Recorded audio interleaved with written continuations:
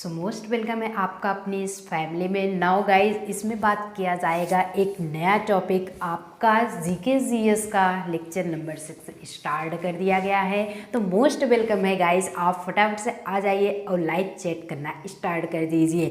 कितने गाइस यहाँ पे जुड़ चुके हैं उन सभी का मोस्ट वेलकम है गाइस, क्योंकि आप यहाँ पे अगर जुड़ रहे हैं अपनी इस फैमिली में, ज़्यादा से ज़्यादा गाइस सेशंस को शेयर यार करते चलोगे, जिससे कि आपको भी लगेगा कि नहीं हमारे भी फ्रेंड आकर के फ्री ऑफ कोर्स अपना टोटल वीडियोस देख रहे हैं।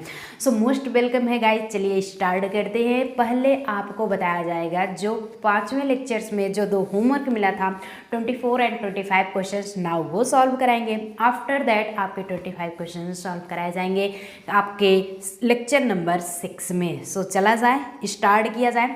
सेशन यार बढ़िया लग रहा है, थम्स अप कर दीजिए, फटाफट से एक लाइक कर दीजिए, जिससे आगे बढ़ा जाए। जब तक करेंगे नहीं तब तक होगा नहीं। ऐसा नहीं 1 घंटे बैठे रहेंगे कि तब तक करो भैया, आप लोग कर दीजिए, अच्छी बात है। सेशंस को यार पढ़ रहे हो, सेशंस को थम्स अप भी करते चलो। कहा गया है कि दुष्यंत की प्रेम पत्र लिखती शकुंतला का चित्रण किसने किया था? कि who has depicted Shakuntala writing Dushyant love letter?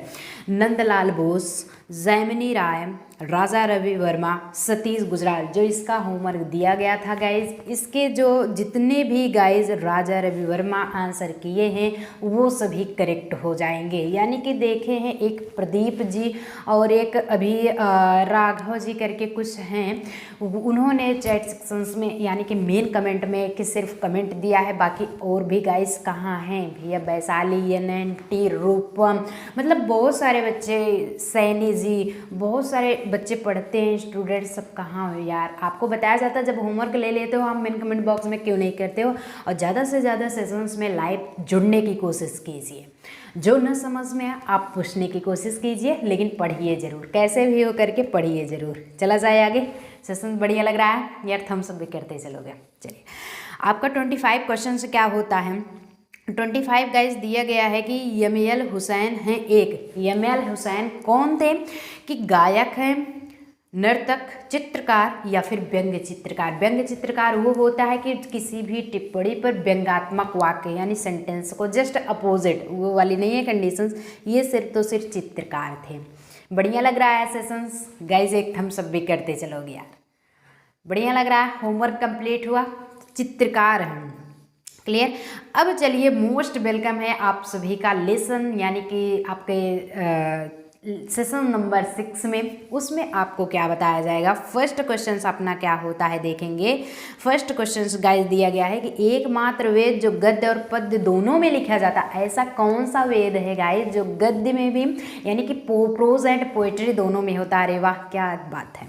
कि the only Veda which is written in both prose and verse is that, चाहे आप पोएट्री कहिए या फिर आप वर्स कहिए, it's means same conditions. Clear हुआ मैडम?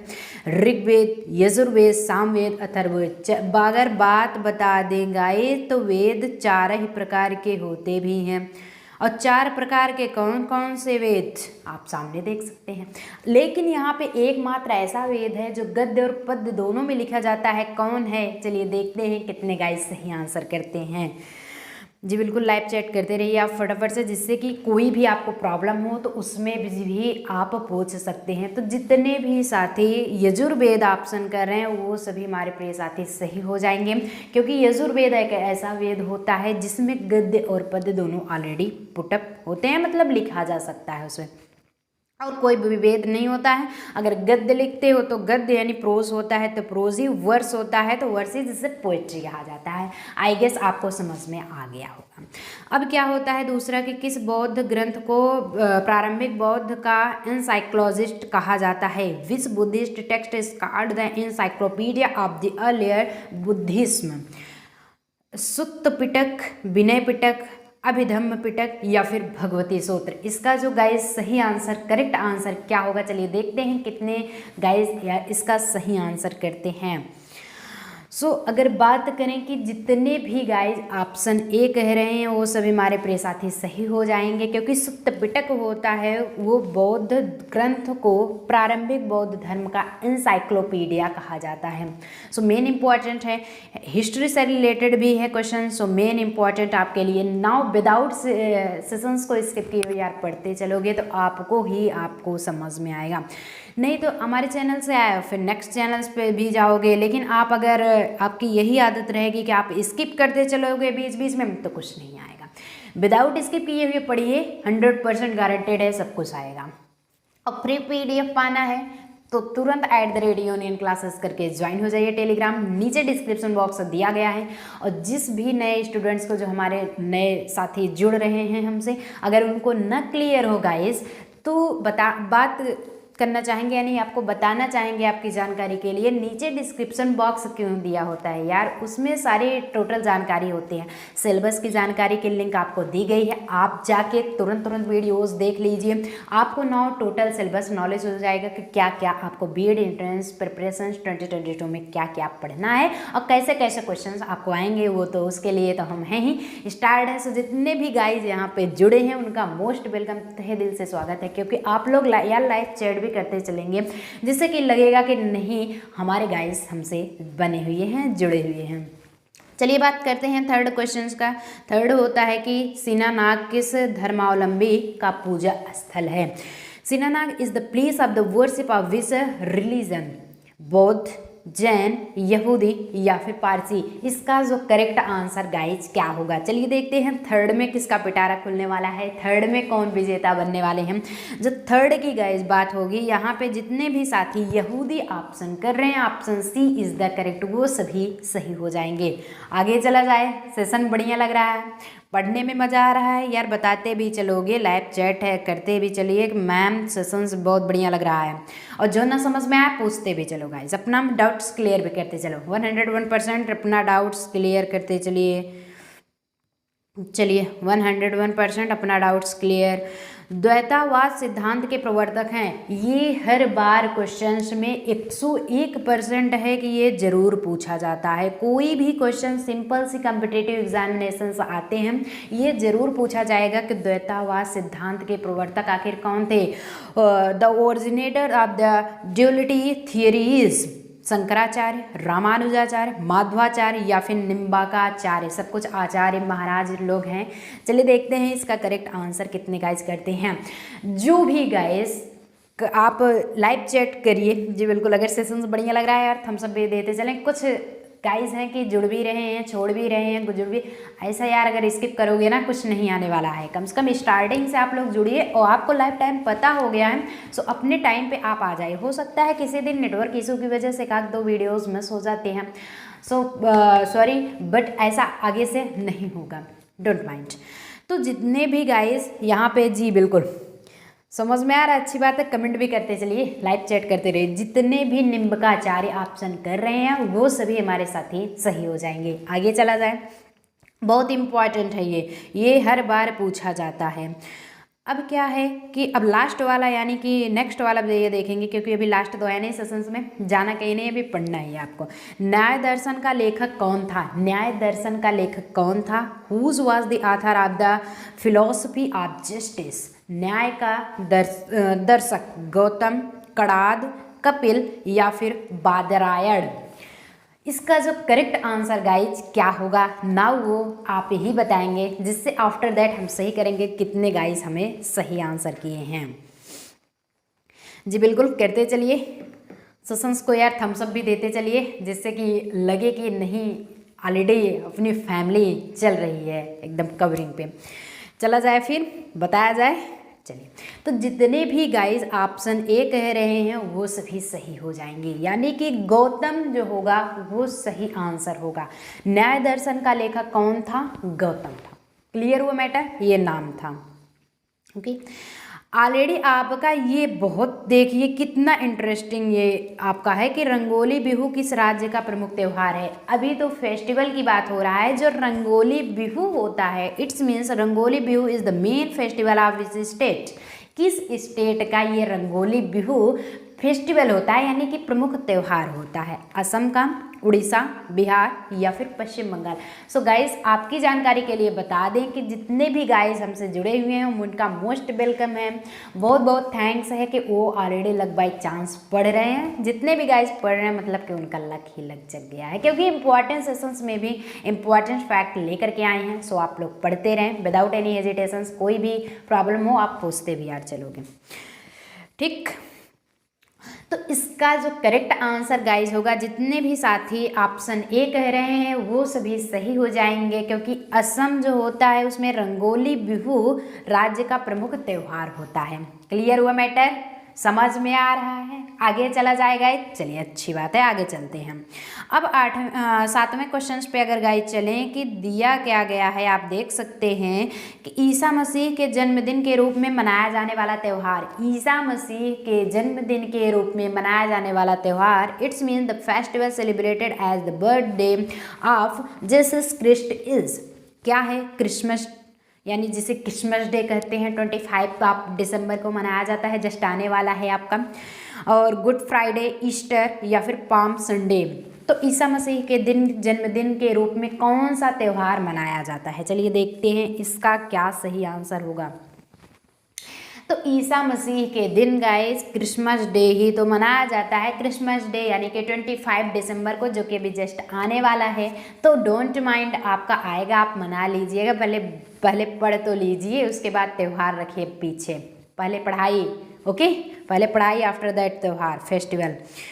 अब अगर बात किया जाए 8 क्वेश्चन का, सो 8 क्वेश्चन क्या होता है गाइस? पोंगल किस राज्य का चर्चित पर्व है? जो पोंगल है वो किस राज्य का चर्चित पर्व है?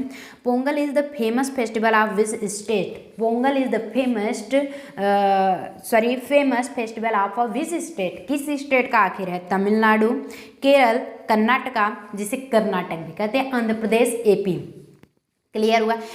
इसके कितने गाइस सही आंसर करते हैं? चलिए देखा जाता है तो कितने गाइस जी बिल्कुल लाइव चैट करते रहिए।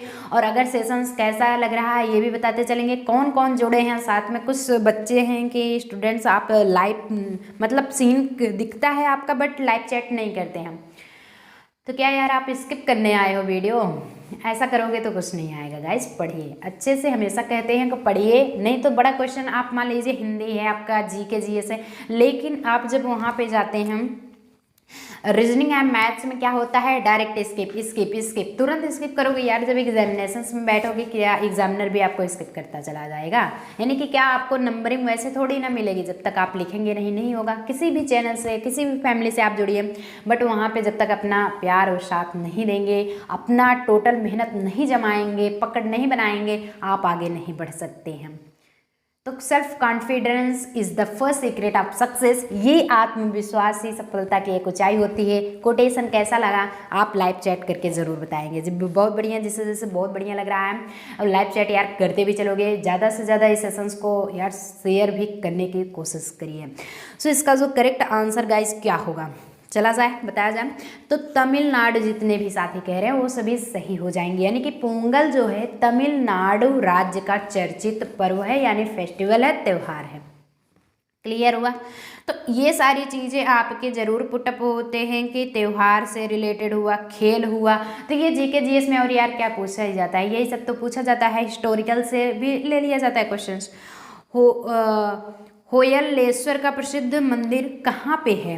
तो where is the famous temple of Holeshwar situated? कहाँ पे स्थित है? तंजौर, मैसूर, मदुरै या फिर हैलवेट? जो इसका करेक्ट आंसर गाइस होगा ये आपके ऊपर निर्भर करता है। चलिए देखते हैं कितने गाइस सही आंसर करते हैं इसका। जी बिल्कुल करते रहिए, अच्छी बात है, सेशन से यार जुड़ते भी चलिए। जो इसका करेक्ट आंसर जितने भी साथी ऑप्शन डी कह रहे हैं वो सभी सही हो जाएंगे। हैलवेट जो है वो होयलेश्वर का प्रसिद्ध मंदिर वहीं पे स्थित है। क्लियर हो मैटर? आगे चला जाए, सेशंस को थम्स अप भी करते चलेंगे। चलिए आगे चलते हैं। आगे गाइस बताएंगे कि दिया गया है आपका ये क्वेश्चन 10 नाम का क्वेश्चन। एक सेकेंड,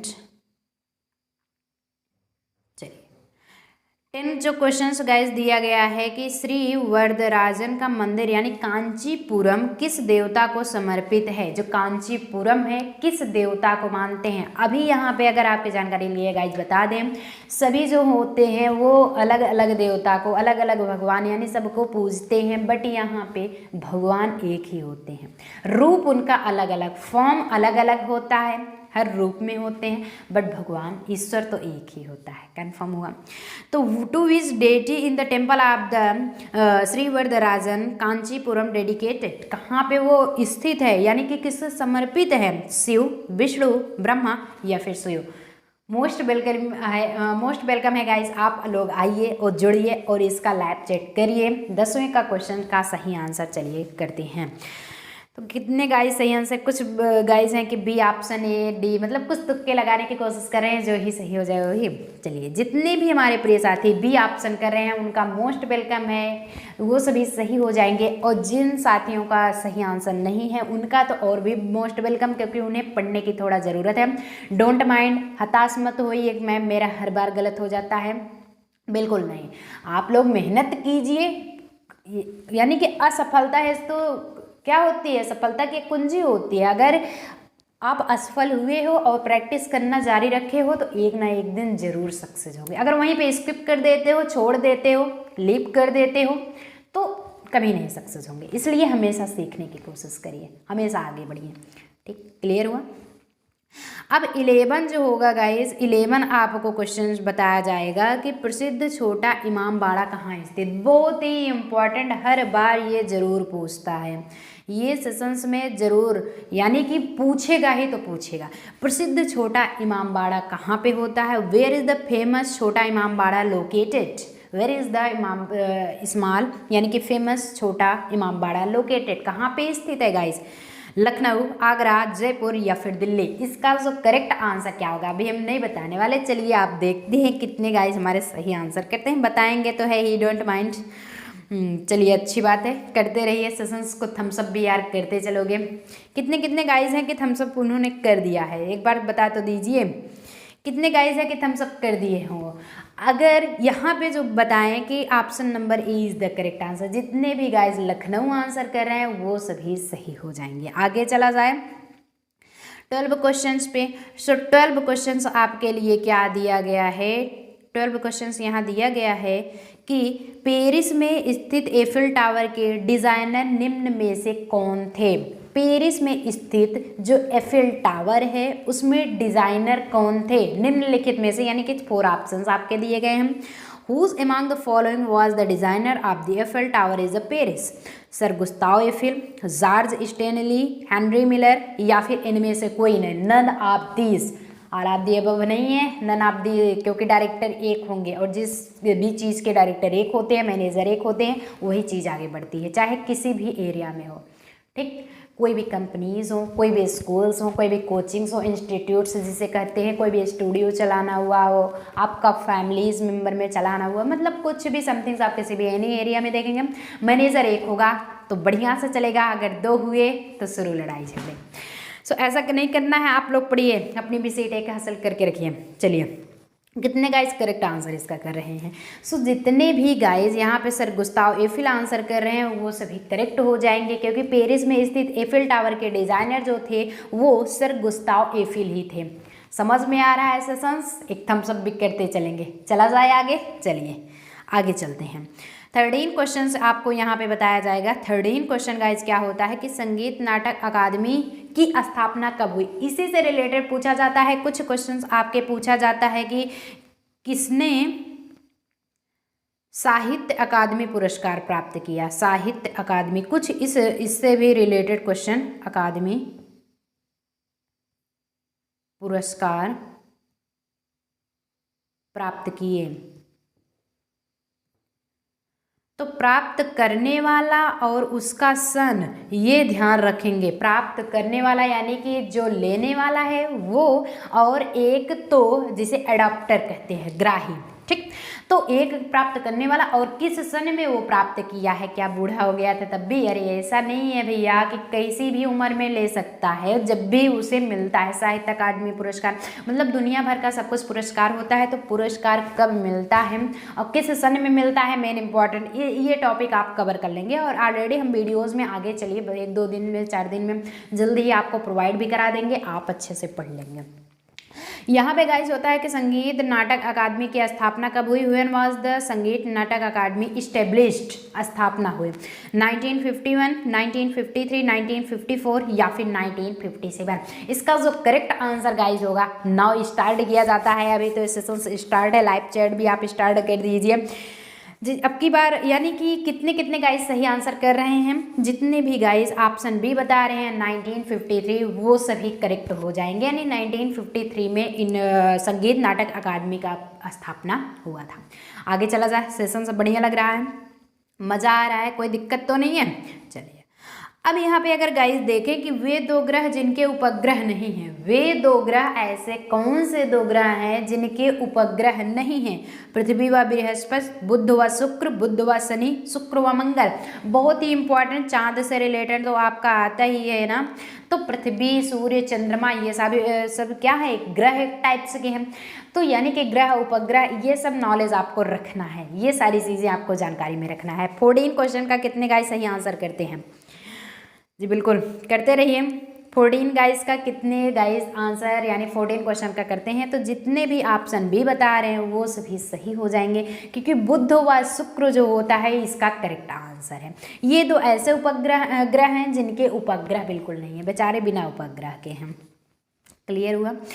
अब क्या होता है कि आपका 15 क्वेश्चन जो स्टार्ट है गाइज कि रिएक्टर पैमाने का उपयोग होता है किसके लिए? नापने के लिए, यानी कि किस चीज़ को नापने के लिए आप मेजरमेंट करते हैं, फॉर विच रिएक्टर पैमाने का उपयोग होता है, यानी कि वी यूज टू रिएक्टर पैमाना या फिर रिएक्टर मेजरमेंट इन विच कंडीशंस या फिर इन विच कंडीशंस ऑफ अ मेजरमेंट, किस चीज़ को नापने के लिए आप करते हो? आखिर आप तो बताएंगे, स्क्रीन पे आपका रखा गया है, आप देख सकते हैं। भूकंप की तीव्रता, समुद्र की गहराई, अंतरिक्षयान का वेग या फिर किसी भवन की ऊंचाई। इसका जो करेक्ट आंसर गाइज होगा, चलिए अब की बार तो आप कंफर्म है कि सही आंसर जरूर करेंगे जी। मोस्ट वेलकम है, अब भी जो गाइज आ रहे हैं उनका मोस्ट वेलकम है। आप लोग आइए, कम से कम पढ़िए विदाउट स्किप किए हुए सेशंस को। जब नहीं टाइम पता रहेगा तो ऐसे लेट लपेटा होगे, आप लोग क्या करोगे?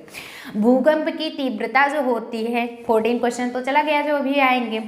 भूकंप की तीव्रता नापने के लिए हम रिएक्टर पैमाने का उपयोग करते हैं। सो अलग अलग चीज़ नापने के लिए अलग अलग चीज़ का उपयोग किया जाता है, तो हमेशा ध्यान में रखिए भूकंप जब भी आता है उसकी तीव्रता नापने के लिए रिएक्टर पैमाना हो जाता है। कभी कभी भूकंप आता है ना, मज़ा आता है घूमने में। चलिए घूमोगे कि प्राण लेकर के सब भागते हैं, रनिंग करते हैं क्यों?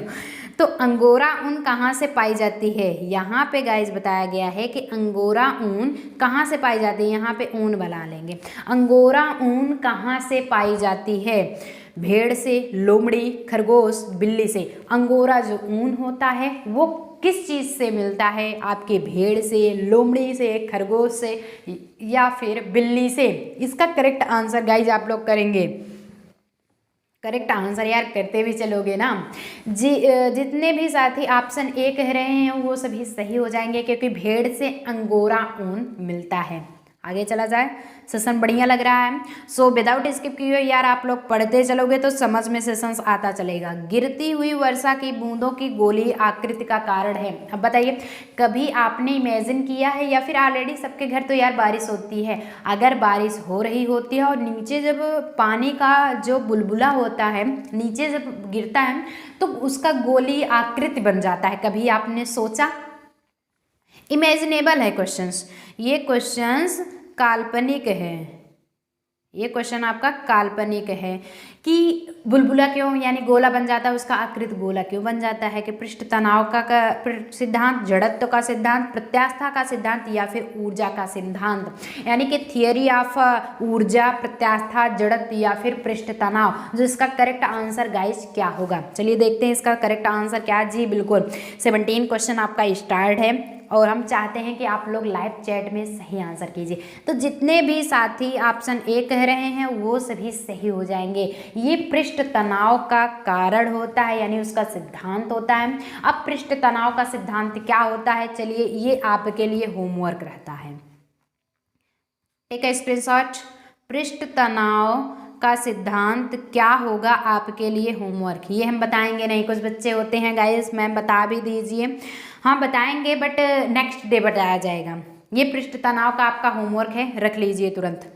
हुआ, आगे चला जाए। चलिए अब क्या होता है, नेक्स्ट आपका स्टार्ट है कि आप देखेंगे गाइस 15 क्वेश्चन यानी कि 18, जब काफ़ी ऊंचाई पर उड़ रहे, यहाँ पे अगर देखें कि जब काफ़ी ऊंचाई पर, काफ़ी पिलने वाला काफ़ी नहीं है, मतलब कि थोड़ी से ऊपर, ज़्यादा ऊंचाई पर उड़ रहे वायुयान से आकाश को देखा जाता है, यानी कि जब ऊपर उड़ रहे वायुयान से आकाश को देखा जाता है तो यह दिखता है किस कलर का, नीला, सफ़ेद, काला या फिर लाल, किस कलर का ये दिखता है। इसका जो करेक्ट आंसर गाइज क्या होगा,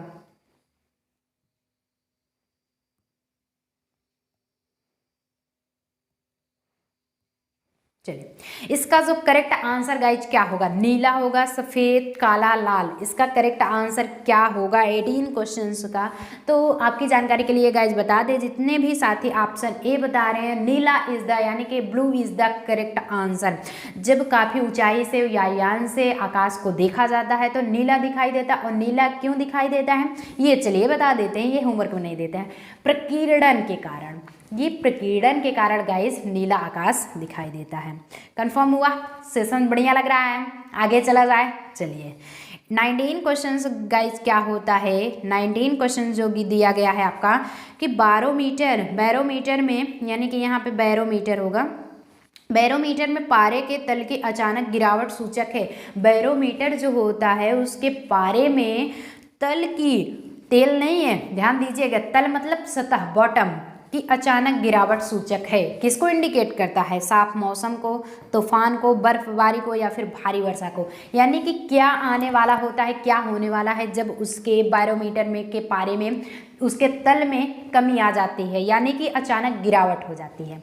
इसका तो गाइस ज़रूर करेक्ट आंसर करेंगे, ये तो आप लोग जान ही रहेंगे।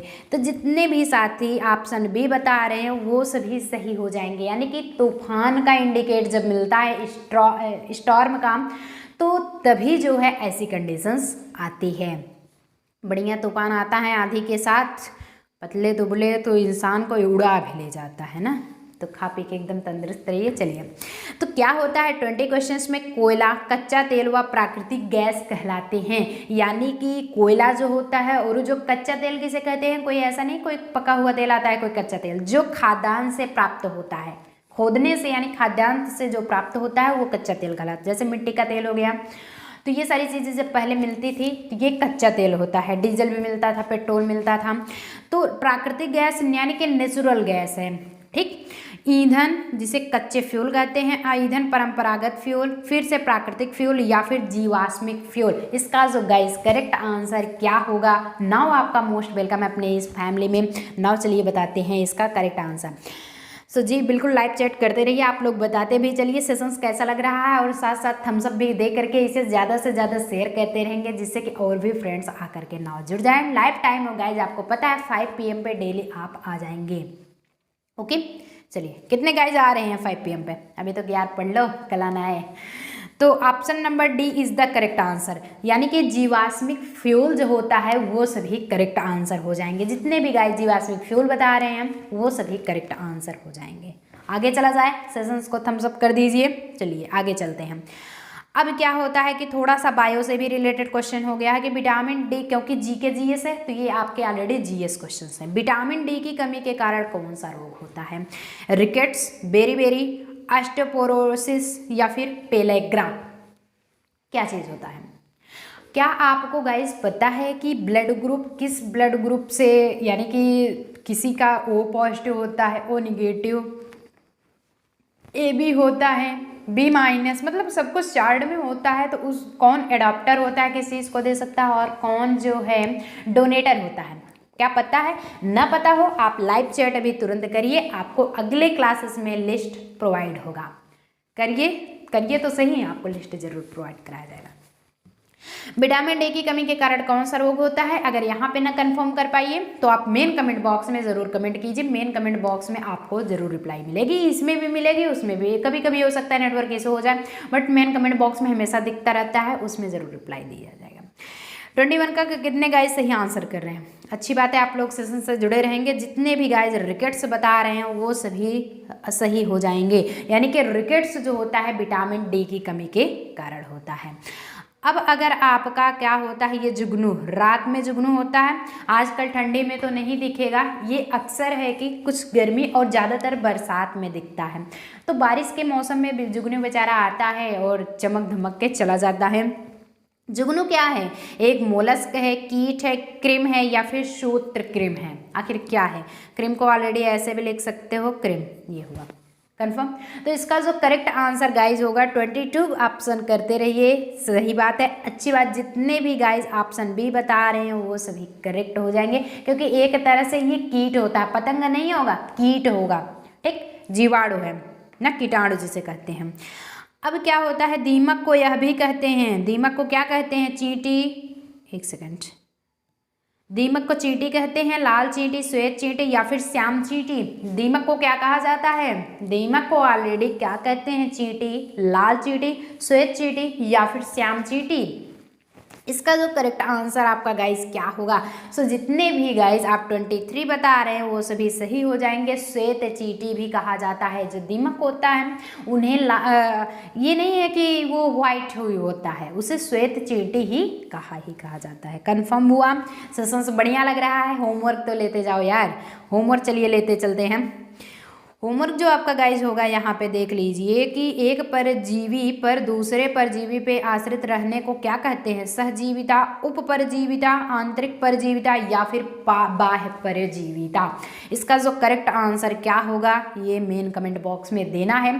अब की बार चलिए देखते हैं कि कितने गाइज सही आंसर करते हैं। उनका आगे जैसे आपकी सेशंस में नाम बताया गया, 2 टॉप 10 पे थे, अब की बार किए थे, उनका नाम बताया गया, वैसे ही हर बार हम लिस्ट में नाम बताएंगे। 8 बिटों के समूह को क्या कहते हैं भैया? निबल, बाइट, शब्द, किलोबाइट। बताने वाले नहीं क्योंकि एज अ होमवर्क है, चला जाए। @union क्लासेस करके नीचे डिस्क्रिप्शन में लिख दिया गया है, टेलीग्राम पे आप जुड़ जाइए। नीचे सिलेबस देखना है आपको क्या क्या बीएड प्रिपरेशन एंट्रेंस 2022 का है, सो नीचे डिस्क्रिप्शन बॉक्स में वो भी दिया गया है, वो भी देख लीजिए। और साथ साथ अगर बताना चाहें कि डेली का अपडेट देखना है तो 3 PM पे हिंदी, 5 PM पे GK GS एंड 7 PM में मैथ्स एंड रीजनिंग। हम तो हैं ही, कोई भी दिक्कत हो आप एनी टाइम आप कमेंट बॉक्स में कमेंट कीजिए मेन वाले पे, और लाइव चल रहा है तो आप लाइव चैट कीजिए, किसी भी हालत में अपना कंफ्यूजन दूर कीजिए।